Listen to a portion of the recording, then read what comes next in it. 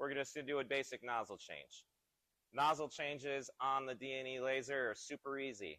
They are just a simple screw-in process, manual screw. You do not need to really crank these down. They just need to be snug. And you want to make sure, if you can see on there, they have an O-ring on there. You want to make sure that that O-ring is placed. That's going to help seal that up, make sure you're not leaking cutting gas through the sides. So the basic process of the nozzle change, we're just going to remove the nozzle we have here. Take our new nozzle, screw it into place. It takes maybe a little time to get her lined up properly. This one's fighting me.